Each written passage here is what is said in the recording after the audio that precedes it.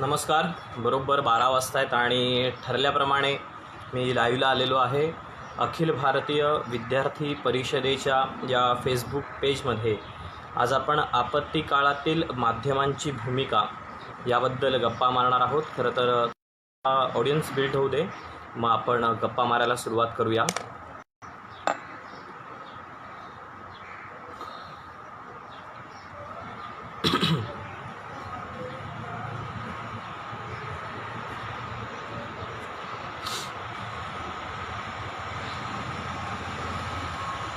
दोन जण आलेले आहेत.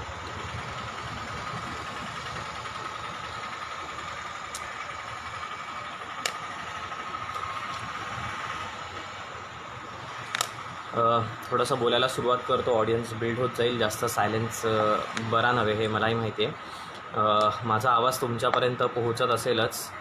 जे कोणी पाहत असेल त्यांना विनंती आहे की जर माझा आवाज पोहोचत असेल तर त्यांनी फक्त हो एखाद्याने रिप्लाय द्यावा. मग पुढे बोलता येईल किंवा मग आवाजावर काही मेहनत घ्यायला नको, हा माझा हेतू त्या पाठी आहे.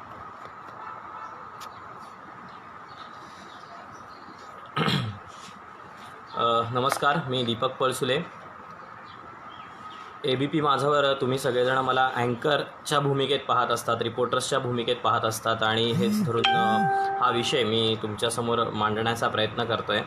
खरं तर आधी थोडीशी पार्श्वभूमी सांगतो. ज्या पद्धतीने आपण एखाद्या बैठकीला किंवा एखाद्या कुठल्याही कार्यक्रमाला गेल्यानंतर एकमेकांचा परिचय करून देतो, तसाच मी माझाही परिचय करून देतो. मी दीपक विश्वास पळसुले. मी राहणारा भिवंडीचाच आहे. भिवंडीमध्येच माझं BCom पर्यंतचं शिक्षण पूर्ण झालेलं आहे BNN कॉलेजमध्ये. आणि मग त्यानंतर मी सेंट झेवियर्स या कॉलेजमधून मास कम्युनिकेशनचा कोर्स पूर्ण केला. आणि हा सगळा कोर्स पूर्ण करत असतानाच मुंबई तरुण भारत या वृत्तपत्रातून माझ्या कारकिर्दीला सुरुवात झालेली आहे. आणि मग तिथून एक जो टप्पा आहे तो मी पार करत गेलो. आणि आता सध्या अभाविपमध्ये जे विविध विषय घेऊन लाईव्ह केलं जात आहेत तशाच पद्धतीची विचारणा मला करण्यात आलेली होती. ती म्हणजे माध्यमांची आत्ताची भूमिका आपत्ती काळातली. खरं तर विषयाला सुरुवात करताना इतकं सांगावंसं वाटतं की मूलभूत दक्षता जी आहे ती शासकीय आणि प्रशासकीय स्तरावरून घेतली जाते आपत्ती काळामध्ये. मुख्य करून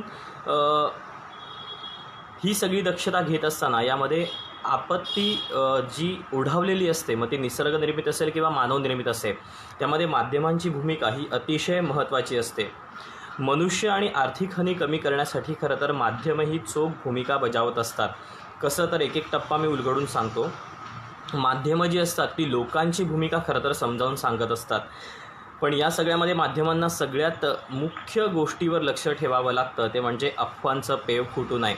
सध्या जर आपण बघितलं तर जी अधिकृत माहिती असते ती अधिकृत माहिती मग ती जिल्हा कार्यालयाकडून आलेली असेल किंवा सरकारचे जे वेगवेगळे प्रशासकीय यंत्रणांची जी कार्यालय असतात त्या कार्यालयातनं जी अधिकृत माहिती मिळालेली असते ती अधिकृत माहिती तुमच्यापर्यंत जास्तीत जास्त योग्य पद्धतीनं पोचवणं हे माध्यमांचं प्रमुख आणि चोख काम असतं.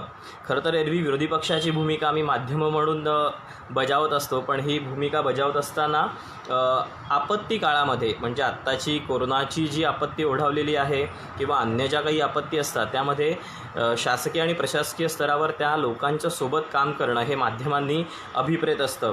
कारण की सजगपणे माध्यमांनी जर का ती भूमिका आपत्ती काळामध्ये नीटपणे आणि चोखपणे जर पार पडली तर योग्य ती माहिती ही सामान्य नागरिकांपर्यंत पोहोचत असते. अगदी छोटंसं उदाहरण द्यायचं झालं तर आत्ताच्या काळातसुद्धा तुम्ही TV पाहत असता, व्हॉट्सॲप वापरत असता, फेसबुक चालत असता.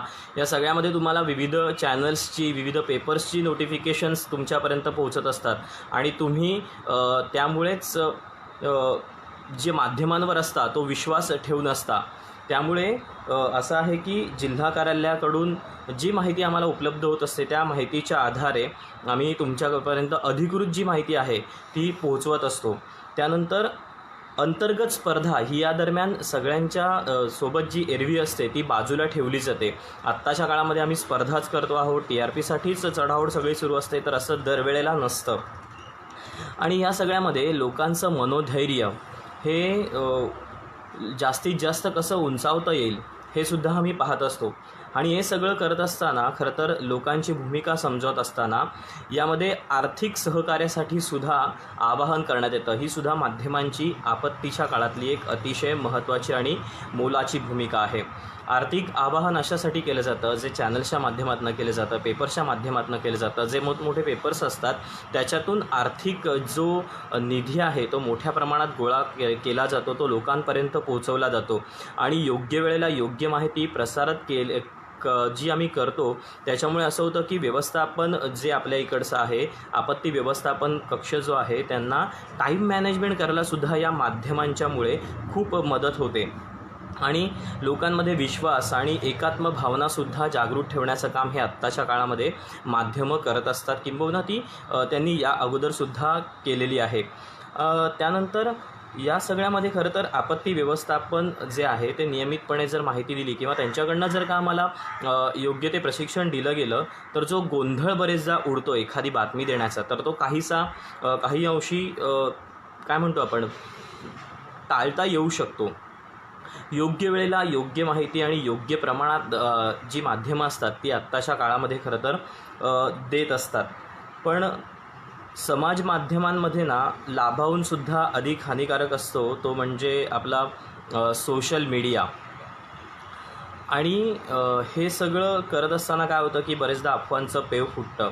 कुठलीही शहानिशा न करता फेसबुक असेल, ट्विटर असेल, व्हॉट्सॲप असेल, यावर लोकांना एखादे मेसेज जर आले तर ते सरसकटपणे फॉरवर्ड केले जातात. मग ते माध्यमांच्याकडनं आलेले आहेत का, सरकारकडनं आलेले आहेत का, याची शहानिशा कुठलीही परस्पर कोणीही करत नाही.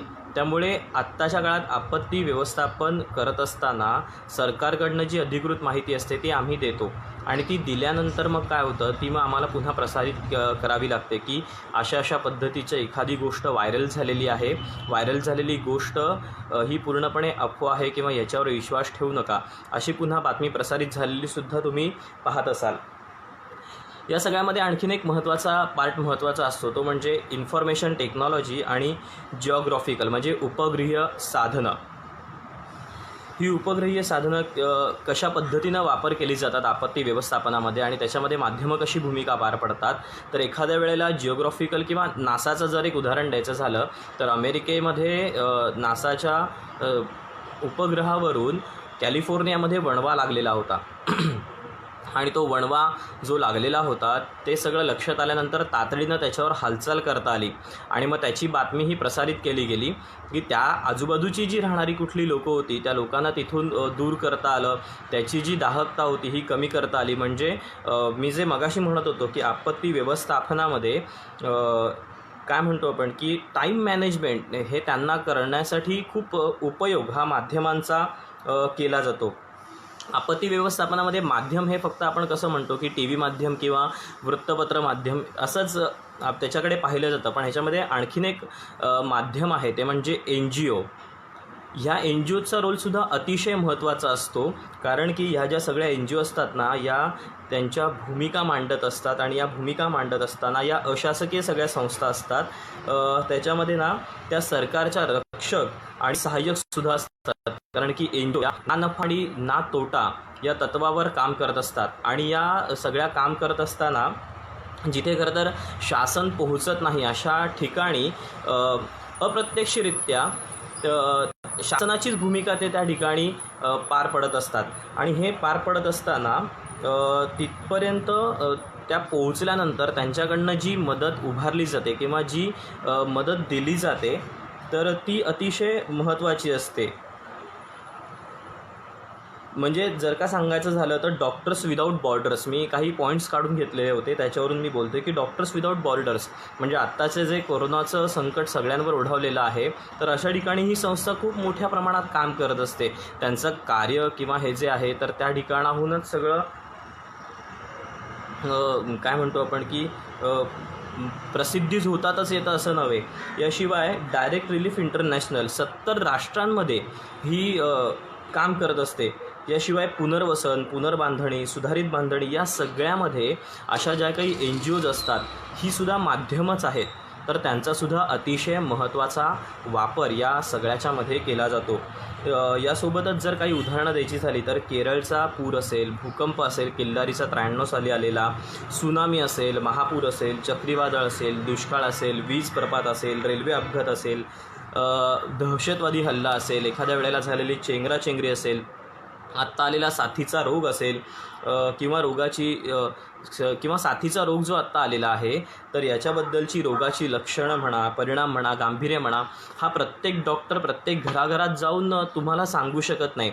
तर अशा वेळेला आमच्यासारख्या माध्यमाचा जो वापर आहे तो अतिशय महत्त्वाचा ठरतो आणि तो तुमच्यापर्यंत अधिकाधिक पद्धतीनं आणि योग्य आणि अचूक पद्धतीनं कसा आम्ही पोहोचवू शकतो हा आमचा सगळ्यांचा प्रयत्न असतो. आणि हे सगळं करत असताना खरं तर बरेचदा असं होतं की लोकांमध्ये खूप साऱ्या चर्चा होतात की हे सगळं TRPसाठीच केलं जातं.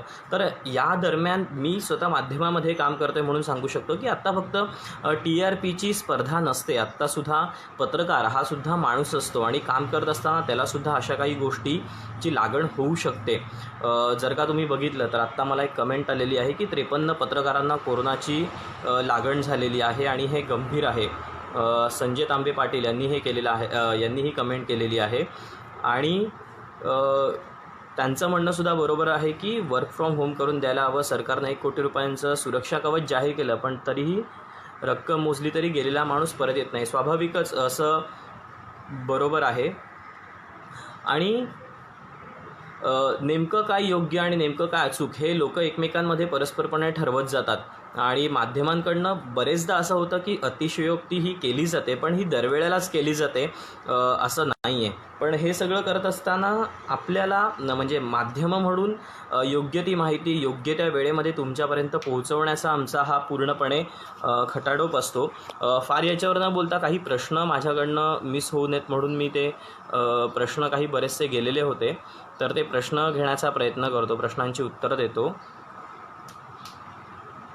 माध्यमांद्वारे आपत्तीच्या काळात समाजात आपुलकीची भावना निर्माण करून परिस्थितीचा सामना करण्याचं धैर्य दिलं जातं का? स्वाभाविकच माध्यमांचं हेच मुख्य काम असतं की एकात्म भावना लोकांमध्ये टिकवून ठेवली जावं. हे माध्यमांकडनं काम केलं जातं.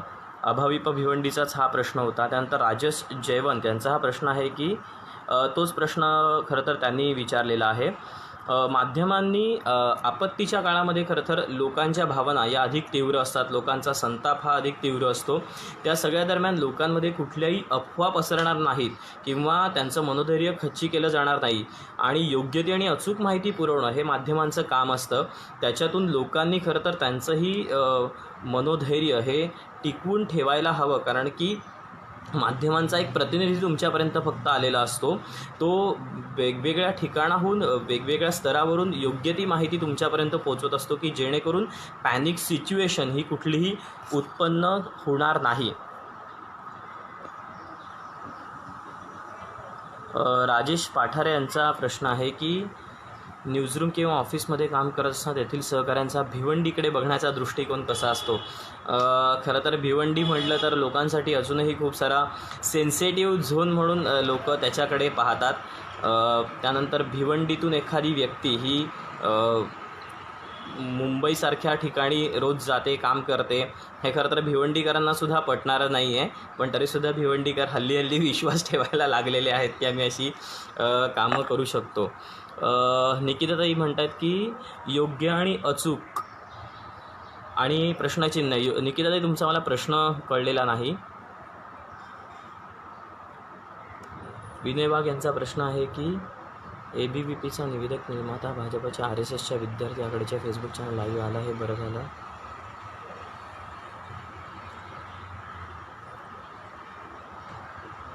विनय वाघ यांचा जो प्रश्न आहे याला मला उत्तर द्यावंसं वाटतं आहे की विनयजी, त्या तिथे काम करत असता मी माध्यमाचा प्रतिनिधी म्हणून असतो. त्या ठिकाणी मी कुठला माझी पार्श्वभूमी काय आहे किंवा काय नाही हे माझा काम करण्याचा हेतू हा त्या ठिकाणचा नसतो. त्या ठिकाणी केवळ मी माध्यमांचा प्रतिनिधी असतो, त्या ठिकाणी मी लोकांचा प्रतिनिधी असतो. त्यामुळे माझ्या पार्श्वभूमी नेमकी काय आहे हे काय म्हणतो आपण हे जाणून घेण्याची त्या ठिकाणी काही गरज नाही. कारण की मी जे काम करत असतो ते प्रामाणिकपणे काम करत असतो.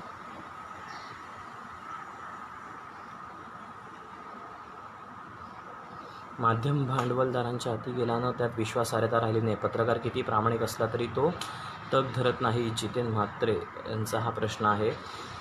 जितेन, सध्याच्या काळामध्ये आपण सध्या जो आत्ताचा विषय घेतलेला आहे तो म्हणजे आपत्ती व्यवस्थापन आणि माध्यमांची भूमिका.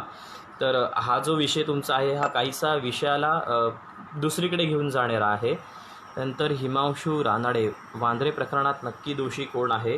खरं तर हे प्रकरण संपूर्ण न्यायप्रविष्ट आहे, त्यामुळे आत्ता या विषयावर बोलणं उचित ठरणार नाही.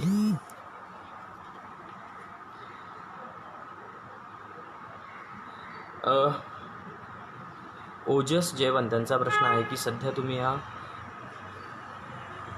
कोरोनाच्या बातम्या कव्हर करत आहात, पण सध्या तुमच्या घरून तुम्हाला कशा प्रकारे वागणूक मिळते? कोरोनाच्या बातम्या सध्या आम्ही करतो आहोत. खरं तर या बातम्या करत असताना तुमच्या सगळ्यांना म्हणजे जी सामान्य लोक आहेत त्या सामान्य लोकांना धीर देण्याबरोबरच तुमचं असं होतं की इतका आकडा वाढला, तितका आकडा वाढला, हे असं आमच्याकडनं म्हणजे माध्यमांकडनं प्रसारित केलं जातं. या पाठीमागचा हेतू हाच आहे माध्यमांचा की सगळ्या लोकांसाठी जीवनावश्यक वस्तूंचा जो पुरवठा आहे तो पुरवठा पूर्णपणे आहे आणि पूर्णपणे असताना लोकांनी घराच्या बाहेर पडू नये याचं आवाहन सातत्यानं पंतप्रधान करतायत, मुख्यमंत्री करतायत. आणि हे उगाच कुठलीही आणखीन घाबरण्यासारखी परिस्थिती निर्माण होऊ नये म्हणून हा या पाठीमागचा हेतू असतो की तुम्ही जिंकू शकता. निखिलांचा प्रश्न, योग्य आणि अचूक बातमी दरवेळी दिली जाते का? असती तर बांद्रा प्रकरणाने तसं आणखीन एक प्रकरणाची घडी असते का? निखिलताई, तुमचा प्रश्न योग्य आहे की योग्य आणि अचूक बातमी देण्याचा पूर्णपणे प्रयत्न असतो, पण दरवेळेला काम करणारा पत्रकार हा मनुष्य असतो, काही चुका या त्याच्याकडनं होत असतात. अप्रत्यक्षपणे मी हे बांद्रा प्रकरणाबद्दल बोलत नाही आहेत, पण तत्सम काही गोष्टी या सगळ्या दरम्यान घडत असतात किंवा किंबहुना स्पर्धासुद्धा त्याला कारणीभूत असते किंवा ती अंगवळणी पडलेली असते, त्याचा सुद्धा हा एक भाग असू शकतो असं मला वाटतं. आपत्ती काळात रिपोर्टर्स आपली काळजी कशा प्रकारे घेत आहेत? आपत्ती काळामध्ये खरं तर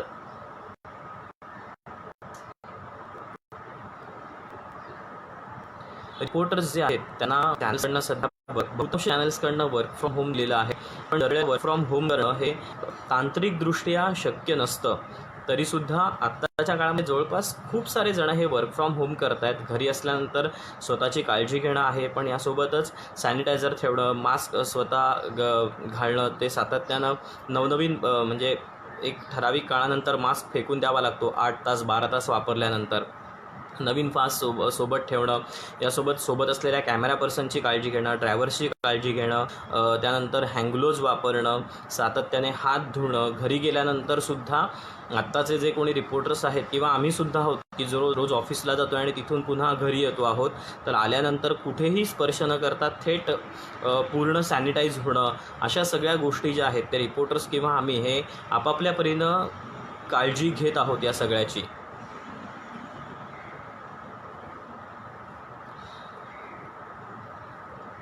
हा जो हे जे या ठिकाणी त्या ठिकाणीला काही पर्याय आहेत का सुसह्य?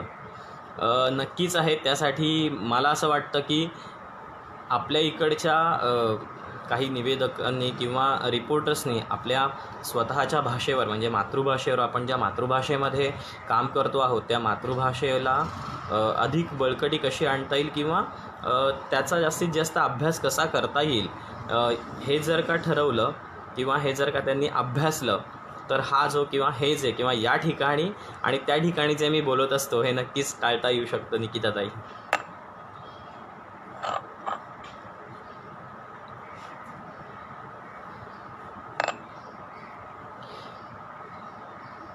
आणखीन कुठले कोणाचे प्रश्न मिस झालेले नसावेत?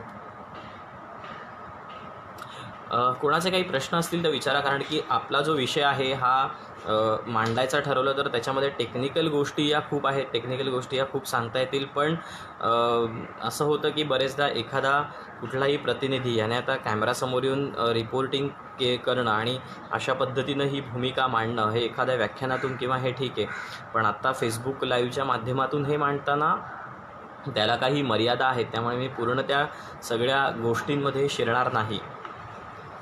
जर काही उदाहरणं द्यायची झाली आपत्तीच्या काळातली, मागच्या काही काळातली, तर कोल्हापूरचा महापूर आहे. या ठिकाणी लोकांच्या भावना अत्यंत तीव्र होत्या. त्या ठिकाणी कोल्हापूरमध्ये आपण या सगळ्या गोष्टी टाळू शकलो असतो का? किंवा रिपोर्टर्स हे सगळे बोटीतून बसून गेलेले होते, त्या ठिकाणी त्यांनी रिपोर्टिंग केलेलं होतं. अशा काही प्रतिक्रिया होत्या ह्या त्या दरम्यान खरं तर येत होत्या. थोडासा लोकांचा जो राग होता तो सुद्धा आम्ही समजू शकतो. पण माध्यमांच्याकडनं तुमच्यापर्यंत अचूक माहिती, अधिकृत माहिती पुरवणं, की जेणेकरून ते अधिकाधिक लोकांपर्यंत पोहोचून लोक त्या गोष्टीचं गांभीर्य ओळखून योग्य ती स्वतःची काळजी घेतील, हा त्या सगळ्या पाठीमागचा खरं तर उद्देश आहे. यासोबतच मदत उभी करणं हे सुद्धा माध्यमांसाठी अतिशय महत्त्वाचं असतं. आणि अंतर्गत स्पर्धा या सगळ्या दरम्यान मी म्हटलं त्या पद्धतीनं आम्ही या दरम्यान सगळेजण बाजूला ठेवत असतात. आणखीन कोणाचे प्रश्न असतील तर आपण प्रश्न घेऊयात, कारण की त्याच गोष्टींभोवती पुन्हा पुन्हा गोल गोल बोलत राहणं याच्याने कदाचित थोडंसं वेगळ्या विषयाकडे आपण जाऊ शकतो, म्हणून हे सगळं आहे.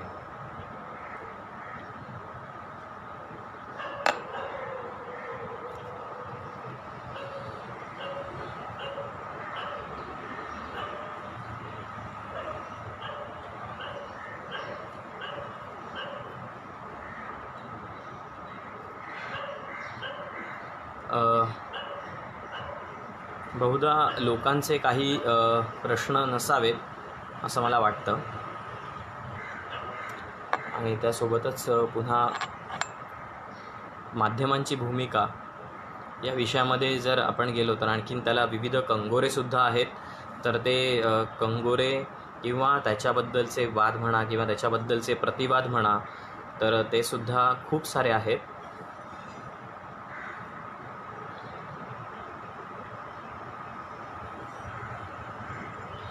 पण मी इतकंच म्हणेन, आत्ताच्या काळामध्ये माध्यमं जी भूमिका बजावत आहेत त्याच्यामध्ये आम्ही सगळेजण आपापल्या परीनं आपलीसुद्धा काळजी घेत आहोत. तुम्हीसुद्धा तुमची योग्य ती काळजी घ्या. घरीच राहा, सेफ राहा. गरज असेल तरच बाहेर पडा. एका वेळेला एकाच व्यक्तीनं बाहेर पडा आणि आल्यानंतर पूर्णपणे आपले हातपाय स्वच्छ धुवा, तोंड स्वच्छ धुवा, जर शक्य असेल तर सॅनिटाईज व्हा आणि आरोग्य जपा आणि त्यासोबत इतरांचंच आरोग्य जपा. तुर्तास सगळ्यांचे धन्यवाद आणि अखिल भारतीय विद्यार्थी परिषदेचा सुद्धा खूप खूप धन्यवाद. त्यांनी मला मंचावरून हा सगळा विषय मांडण्याची संधी दिली त्याबद्दल. थँक्यू.